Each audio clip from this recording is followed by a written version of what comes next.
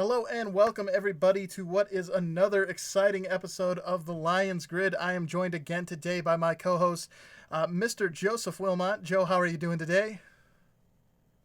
I'm doing great. Fantastic.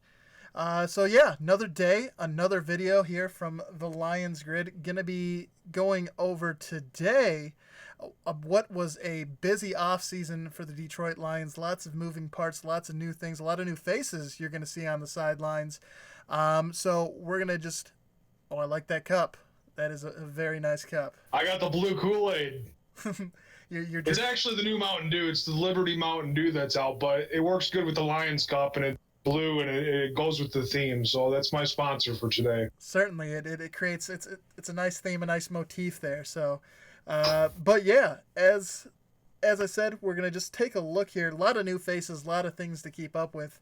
Of course, with us primarily doing our episodes only during the season, there's a big chance to go over sort of the things that happened while we were away. So kicking things off here, the first new face you'll see for the Detroit Lions, you can see him on the screen there, Mr. Darrell Bevell. And Joe...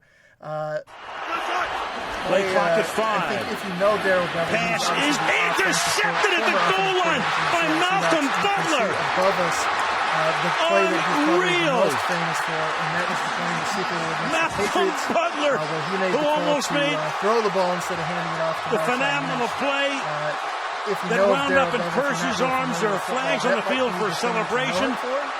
Amazing. That's sort of the standout thing. Butler, a rookie free agent out of West Alabama.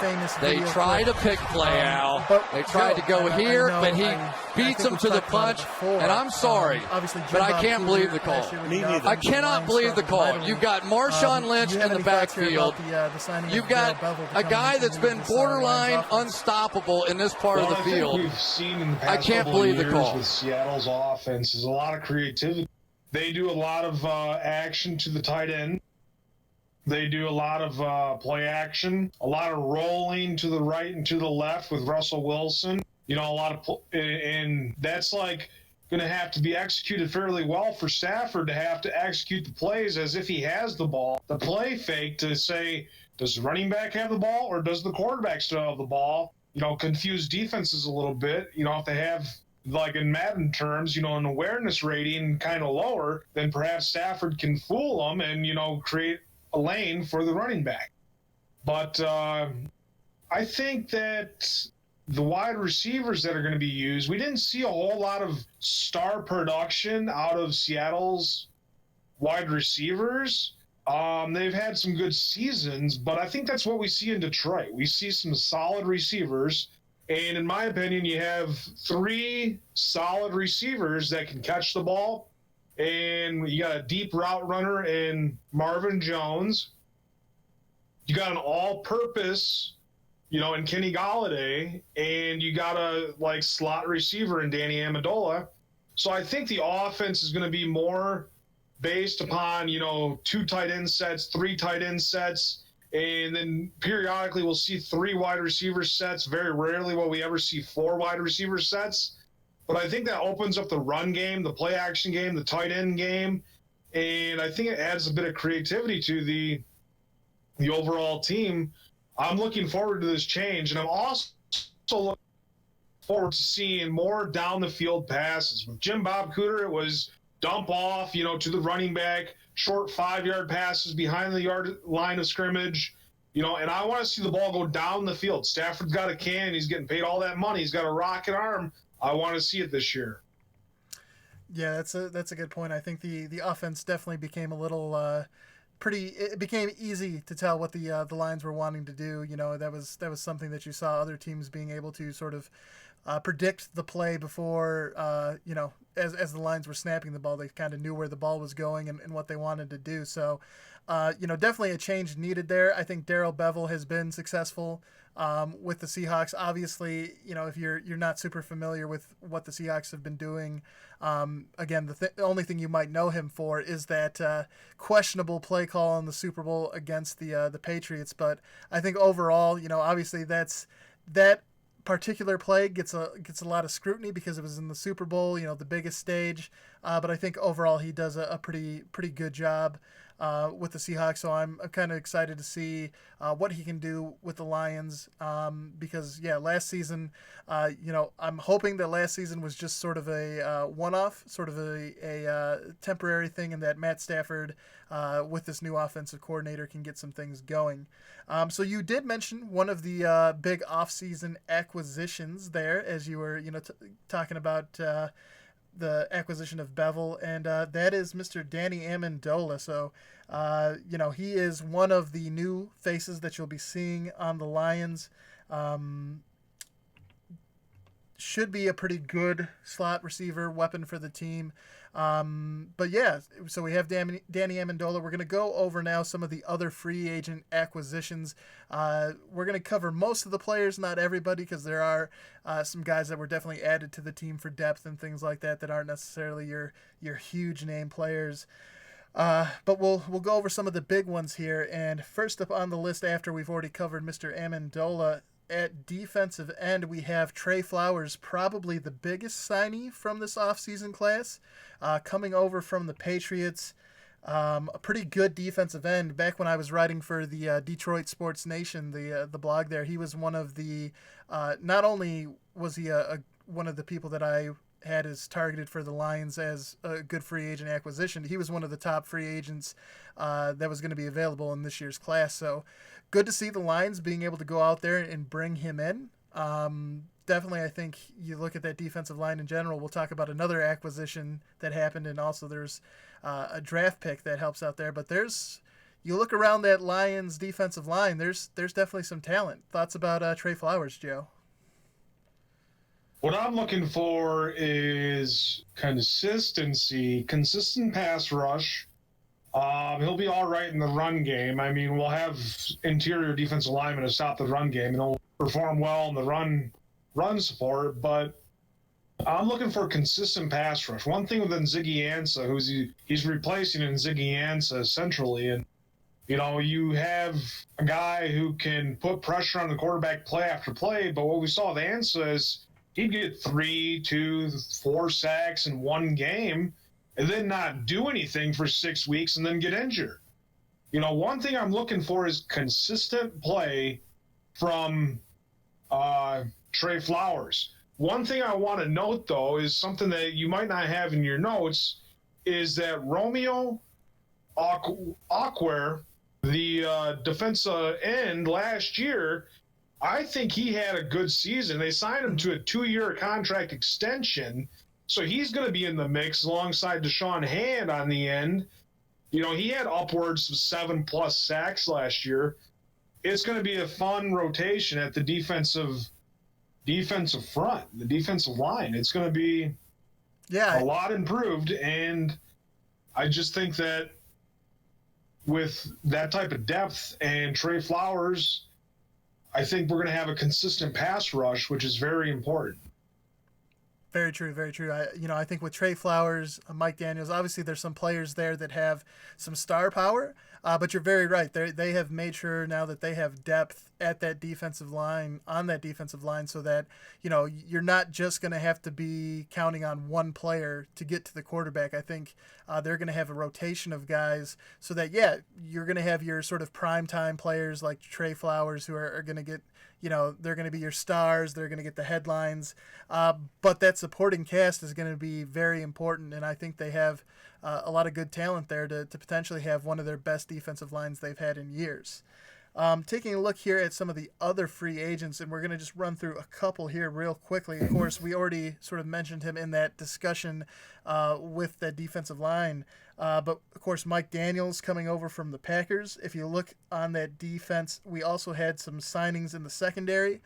Justin Coleman coming over from the Seattle Seahawks. You had Rashawn Melvin coming over from the Oakland Raiders. So some secondary help there. You had the safety Andrew Adams coming from Tampa Bay. All those some defensive signings that should, again, help give us some depth at the positions, and also, outside of Darius Slay in the secondary, he's obviously, our best player, very talented. But it's good to see that the Lions went out there and tried to get him some help and add some people to compete back there. Yeah, I think that the depth at cornerback, those signings, I know the one was Rashawn Melvin and the other one, Coleman, I think that it was. I looked at the ratings in Madden. Both of them are 77 plus. And if we're going off Madden ratings, I mean, that's pretty good for backup cornerbacks. You want to see depth of the position. You want to see 3 good cornerbacks on every team. Plus, we got Tease Tabor coming back for another season. And I think those 2 signings are going to add veteran leadership at the position. They're going to give somebody Darius Slay can rely on to play consistent football with. I mean, when I mean that, I mean, like, I don't want to see Darius Slay playing man-to-man coverage and stopping the passes from going to the number 1 wide receiver and seeing number 2 and number 3 wide receiver catching those 5-6 yard passes for first downs all the time. And I think what we can see is better play at the cornerback position. Neville Lawson was good. If I don't remember correctly, I think Quandre Diggs was actually a cornerback before they moved him to safety. And Neville Lawson was good for a few games, but his consistent play wasn't that great. He didn't have too many interceptions. He was kind of undersized. I think what we're getting with these signings at cornerback is more of not a flashy signing, but a good one for team productivity. Yeah, I think it definitely, not your top tier, big name Pro Bowl guys, but definitely some guys that can come and contribute and I think overall make the team better. So good to see on the defensive side. And then just quickly on the offensive side, some additional guys brought in this offseason. Of course, you had C.J. Anderson signing, coming off what was a pretty surprising stretch there for the Rams. You got Tommy Lee Lewis. If you are familiar with that name, it's probably for the play in the playoffs where the catch or where I guess the pass interference play that was not called. He is the receiver for the Saints. That was the guy that got mugged there on that no call. Of course, we also added in Jermaine Kearse, another veteran wide receiver to the team. Added a number of tight ends. Obviously, Jesse James is probably the most known of them. Then we also had Logan Thomas. And then we added in a offensive lineman in Luke Okwatambe, and then you also had David Fells coming to be our new backup as we released Connor Cook, who we had signed in the offseason to be our potential number 2 guy. So some things there, some moves made by the Lions, again, to shore up that tight end spot, get some receivers, also adding a little bit of depth to the offensive line. Some good things there. Of course, if you're going to talk about adding in tight ends, I think the thing that instantly brings to mind for most Lions fans is the draft. So we're going to talk just briefly about the draft as well. You can see up on the screen, there are all the picks, everybody who was in, but we'll go through each one of the rounds here just briefly. Of course, with the first round pick, we had TJ Hawkinson, the tight end out of Iowa. And Joe, there was definitely a lot of chatter around this. Obviously, most people believe that TJ Hawkinson has the skills and everything he needs to be a successful tight end at the NFL level. But the only other time, in recent history, the only other time that a tight end was taken in the top 10 of the first round was when the Lions selected Eric Ebron. And that, Eric Ebron's gone on to have some success with the Colts, but Eric Ebron's time with the Lions, I think, left a lot of bad taste in a lot of fans' mouths. So what do you think about the selection of a tight end in the first round in the top 10? What's your thoughts on taking TJ Hawkinson with that pick? I think he's a scheme fit. I don't think Eric Ebron was a scheme fit. I think Eric Ebron was emulated to be like a Jimmy Graham. And he was, as we saw last year with the Colts, he played just like a Jimmy Graham when he had, time in New Orleans, and he was very successful at catching touchdowns and a lot of yards. Eric Ebron is that type of player. He needs a quarterback that's going to throw to the tight end, and he was just out of the place here in Detroit when we had Jim Caldwell and Jim Bob Cooter, and they didn't know what they were doing. They weren't on the same page. I think T.J. Hawkinson is a scheme type player. I think he'll be a better fit.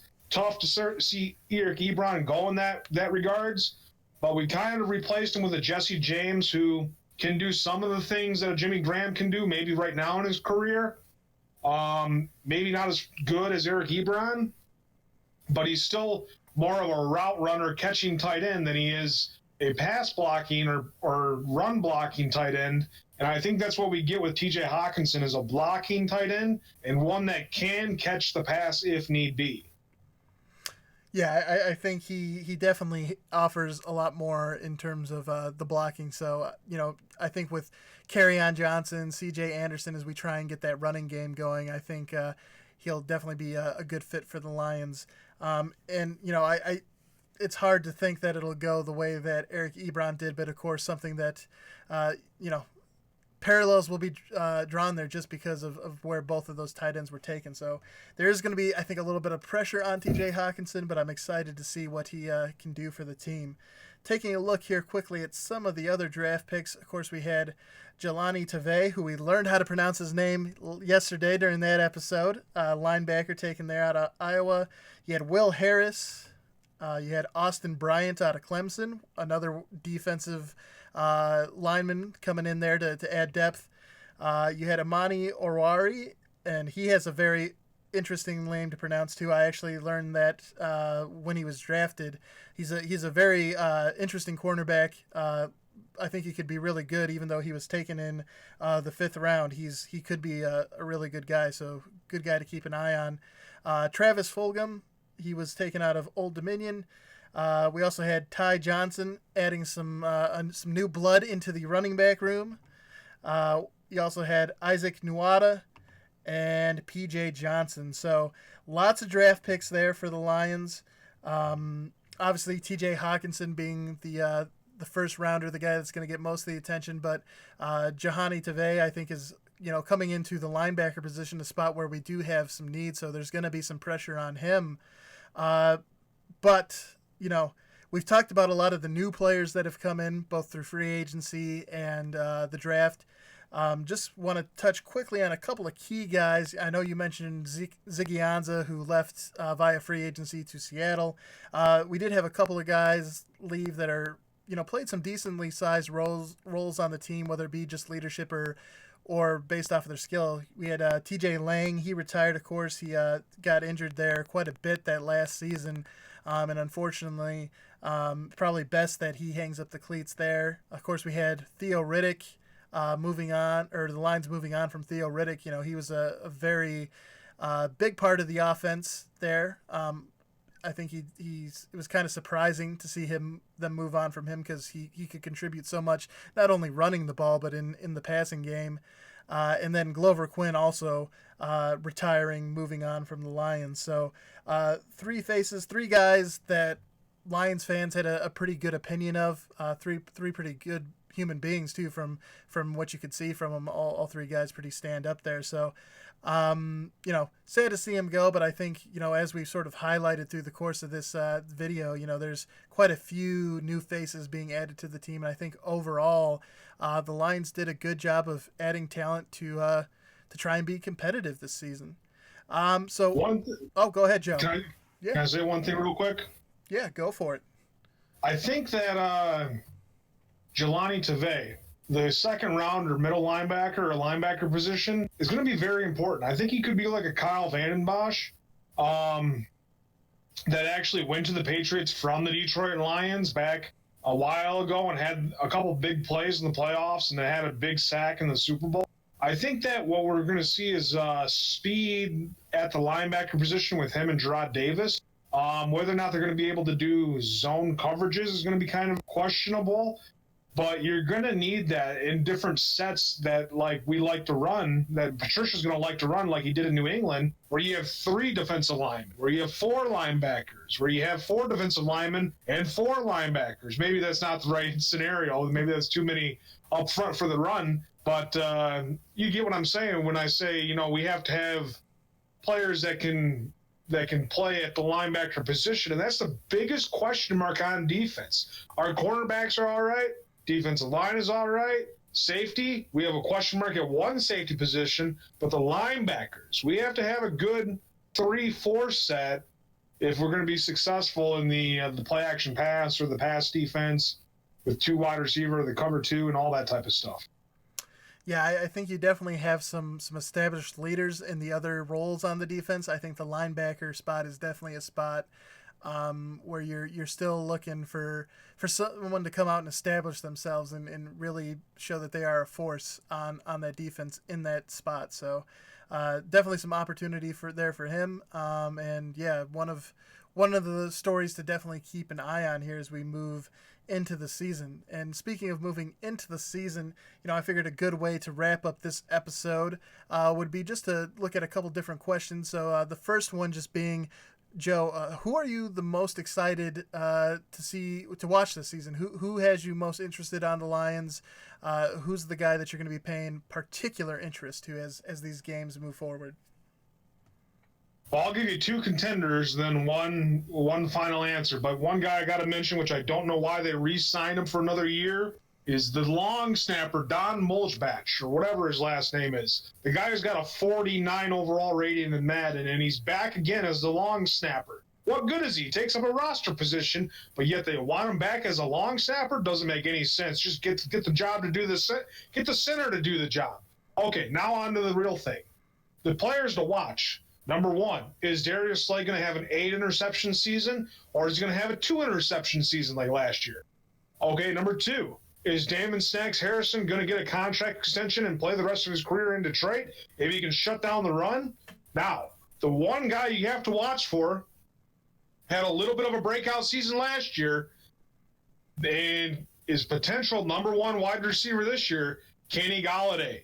You have to have a number 1 wide receiver that's going to take the spot of a Calvin Johnson, that's going to play like a Calvin Johnson, maybe not be as good as a Calvin Johnson right now, but still going to be good enough to go up and catch those passes that are thrown up into the end zone or deep down the field or even on the crossing route.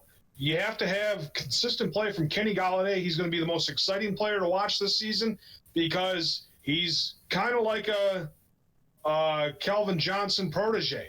You know, he's got all the potentials. He's got all the feats of a Calvin Johnson, but he might not live up to being a Calvin Johnson. But that's what we're going to have to watch and see what he does this year. Had a breakout season last year. Watch what he does this season. I like it. And I think for myself, if I'm going to have to go with who I'm going to be paying the most attention to, it seems kind of anticlimactic, you know, but I'm going to go Matt Stafford. Obviously, last season, his worst, me and my dad were talking about it after the show yesterday. It's hard to say if last season was his worst or if his rookie season was perhaps the one that gets the crown there. But obviously, he's the guy that touches the ball the most. He's the guy that has the ball in his hands every offensive snap. So I think a lot of what the Lions are going to be able to accomplish this year, of course, comes down to him. And I'm hoping with the people they've brought in and having Darrell Bevel there as the new offensive coordinator, I'm hoping that you can see some things there. And I see my dad chiming in saying that Jones Jr., that's Marvin Jones, has to keep healthy, and I think that'll be important because I think having Marvin Jones Jr., Golladay, Danny Amendola, and Javon Curse, having those 4 receivers, of course, they still need a 5th guy to sort of step up. But I think Brandon Powell, he could most certainly be it, or even potentially Tommy Lee Lewis, the acquisition from this free agency. And so those are the players, you know, that you and I think are we're going to have our eyes on. But who of the new players do you think is going to have the biggest impact for the Lions this season? That's a tough one. Of the new players, I think I'd have to go with the star signing or like the best system signing and go with Trey Flowers. I think he's going to have a 10-plus sack season. I think he's going to be an edge rusher. He's going to be a run stopper, or he's going to be easier for him to stop the run. He's going to rack up the tackles. Might have a Pro Bowl caliber season this year. But one thing I wanted to say about your Stafford mention is that I think last year what we saw with Stafford was I think he was just going through the motions. He was kind of tired of the Jim Bob Cooter system. He was playing with an injury. He wasn't really into it. Don't know if he was buying in to the Patriot way or Patricia as the head coach. He had success under Jim Caldwell. He's still missing his number one wide receiver that he had the most touchdowns with, which Calvin Johnson. So he might have, this might be a rejuvenated season for Stafford. We generally see that with players who get traded and go to a different team. But with a new offensive coordinator, with another year under his belt, with a year older and more wiser in the NFL, I think we're going to see Stafford have a more productive season. So I do like that pick. He is going to be a player to watch. Yeah, and I think that's a good point. Something we haven't talked a whole lot about is him playing last season with that back injury. I know there were some articles that came out here during the offseason that suggested that injury may have been a little bit more severe than the Lions were letting on during the season. So it'll be interesting to see, how much of a difference that does make him having his back fully healed and things like that. And of course, my dad chiming in here with reminding us not to forget about the offensive line. That offensive line play is going to need to be improved to help the team along too. So of course, having a offensive line playing better helps both the passing and the running game. So most certainly, the team goes as far as those big hog mollies up front will carry him. Is Joe Dahl from Michigan? I don't know off the top of my head. I'd say put him in there instead of Kenny Wiggins. I just rather have a Joe playing guard than a Kenny Wiggins. Yeah, Kenny Wiggins hasn't necessarily impressed, so it'll be, it's gonna be interesting to see if the crew that's, if the offensive line that starts the season for the Lions, if that's the same offensive line that's there week 17. We're missing TJ Lang already. We don't know who we're gonna get to fill the gap. Yep, it's gonna be someone's gonna have to step up, and it'll be interesting to see who that is. And I think for myself, I think Trey Flowers is a great pick for who you think will have the most impact. Just for the sake of variety, I'm gonna go ahead and say Justin Coleman, the cornerback. I think having him playing on the opposite side of Darius Slay. Obviously, we've already talked about how the defensive line is going to be vastly improved for the Lions, and how they're going to have a chance to apply pressure with that cast of characters they have there. But I think something that's going to help them do that even more so is by having solid coverage in the secondary. And I think adding in Justin Coleman, of course, they also added in Rashaan Melvin, who will help as well. But I think Justin Coleman has the chance to really step up, be that number 2 cornerback for the Lions, and really help out not only the secondary, but make things easier on that defensive line to apply pressure by making it so they can't get the ball out of their hands so quickly. So that is going to be it, I think, for today's show. Of course, we touched on those 2 questions. Who will we be focusing on here in the season, and who we think will have the biggest impact? So please, feel free to comment in the comment section with who you think that'll be. Of course, we'll keep an eye out on that, and maybe touch on that in a future video or something like that, depending on how many responses we get. And just want to thank everybody so far who subscribed. Obviously, I mentioned these last couple of videos. We have a goal of reaching 100 subscribers in order to get our custom YouTube channel. So I know we're making a little bit of progress there. We've had a couple of people each episode go ahead and hit that subscribe button. So just want to thank everybody who's helping support the channel. And as always, if you like the show, do help the channel grow. Again, hitting like, subscribe.